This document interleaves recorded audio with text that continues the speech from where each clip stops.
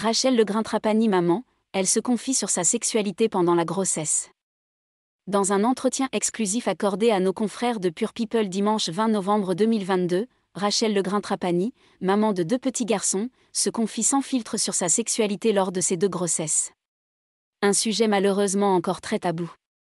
Rachel Legrain-Trapani est l'heureuse maman de 2 petits garçons, Gianni, 8 ans, fruit de ses amours avec son ancien compagnon, le footballeur Aurélien Capou, et le petit Andrea, 2 ans, qu'elle a accueilli avec son chéri actuel, le mannequin Valentin Léonard. Si l'ancienne reine de beauté arrive à mener de front sa vie très chargée de jeune maman et ses activités professionnelles, elle n'envisage pas pour l'instant d'avoir un 3e enfant. C'est ce qu'elle révèle dans un entretien accordé à Pure People dimanche 20 novembre 2022. J'ai déjà la tête sous l'eau, je suis déjà au bout de ma vie, explique-t-elle. Là, si je fais un 3e enfant, je vais faire comment ? Sur le tard, à 40 ans, peut-être, explique Miss France 2007, qui n'a pas vraiment aimé être enceinte.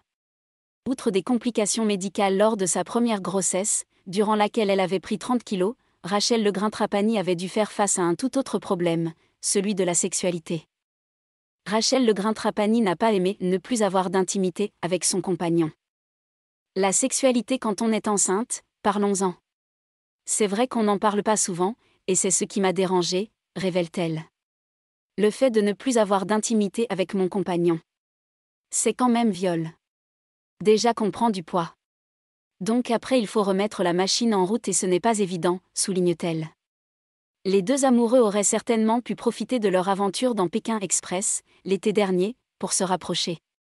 Hélas, la tension induite par la compétition ne les avait pas mis dans de bonnes dispositions. Valentin Léonard avait même été vivement critiqué par les téléspectateurs pour sa manière de parler à sa compagne. Je ne m'en rendais pas compte parce que je n'avais pas de recul sur ce que je disais. Je ne suis pas forcément fier de mes réactions et de ma façon de parler, avait-il reconnu dans une interview accordée au magazine Téléstar le vendredi 12 août 2022.